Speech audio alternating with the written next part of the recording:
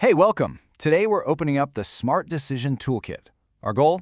To really break down the economics behind the choices you make every day. We're going to build a super simple framework that'll help you think way more clearly about your money, your time, and what you really care about. You know, we all face these kinds of questions, right? Your car is practically bleeding you dry in repairs, but a new one, that's a huge expense. Or maybe at work, you know you need a new system, but is now really the best time to drop that kind of cash? These decisions feel so tricky because they force us to weigh things out over time. And that's exactly what we're going to unpack. So here's our game plan. We're going to kick things off with the single most important idea in all of finance. Then, we'll learn the language to talk about our options. After that, we'll get into the incredible power of compounding, lay out a simple framework for making your choice, and then we'll tie it all together to see why this stuff really matters. All right, let's jump right into our first big idea. And trust me, this isn't just some catchy phrase. It is the absolute bedrock, the foundation that every single financial decision is built on. It's called the time value of money. Now, I know that sounds a little academic, but the idea is actually incredibly simple.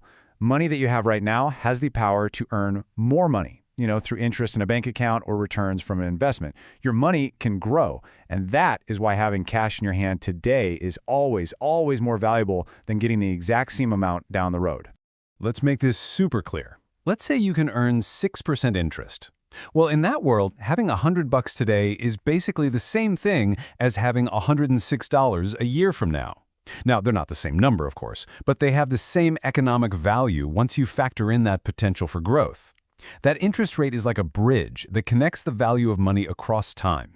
So, how do we actually use this stuff to figure out our choices? Well, first things first, we gotta learn the lingo. This next part is all about the basic symbols we need to map out pretty much any financial situation you can think of. Think of these 5 symbols as our core vocabulary. You've got P for present value, that's a lump sum today. F is for future value, a lump sum later on. A stands for an annuity, which is just a fancy way of saying a series of equal payments, like a car payment. And then you have N, the number of periods, and I, the interest rate. Almost every single problem boils down to knowing 4 of these and solving for the one you don't know. Now, to put those symbols to work, we have to map out how the money moves. And we do that with something called cash flows. It's a really simple concept. Money coming in is a positive inflow. Money going out is a negative outflow. By just charting these out over time, we can tell a really clear financial story for any project. Okay, now we get to the fun part. The part that Albert Einstein supposedly called the 8th wonder of the world.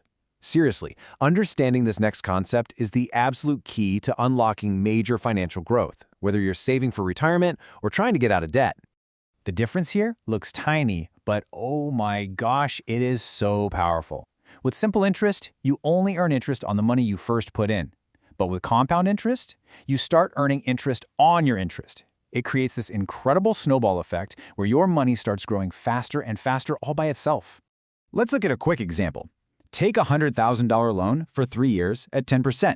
With simple interest, you'd owe $30,000 in interest. But with compound interest, you'd owe $33,100. That extra $3,100, that's from paying interest on the interest.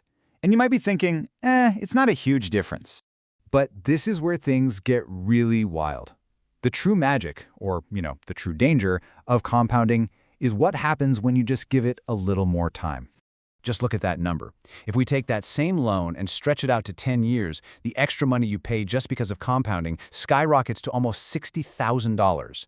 That's what geometric growth looks like in the real world, and it is a force that can either work powerfully for you with your investments or powerfully against you when you're in debt. Okay, so we've got the core ideas down. Now, how do we put it all together in a structured way? This is where we lay out a clear process to take you from a messy problem to the best possible answer. Here's a really simple 4-step process. First, what is the actual problem you're trying to solve? Get super clear on that. Second, what are all your realistic options? And hey, don't forget that doing nothing is always an option. Third, map out the cash flows for each of those choices. And finally, use a consistent way of measuring value to pick the best one. So how do you decide if an investment is even worth your time? Well, you set a benchmark. It's called the MAR, or Minimum Attractive Rate of Return. Just think of it like a hurdle. If a project can't generate a return that clears your hurdle, you don't do it. Simple as that. It's the minimum standard you set for your own money. So we've covered the tools and the process, but let's bring this all home and talk about why this whole toolkit is so important, not just for some big corporation, but for you, for everybody. This stat right here is, well, it's pretty shocking. A huge global study found that 2/3 of adults on the planet are not financially literate. That means they don't get the basics, like compound interest. So just by understanding the tools we've talked about today, you've already put yourself in the top third. That gives you a huge leg up in navigating your life. And it is so important to remember that these decisions are never just about numbers on a page. Economic choices have real impacts on real people, and they are tied directly to ethics. For instance, cutting costs might look like a brilliant financial move, but if it puts public safety at risk, it's a massive ethical failure. The right choice is never, ever just about the highest profit.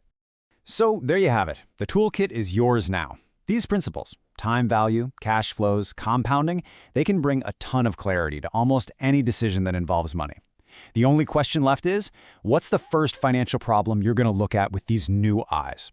Thanks so much for joining me.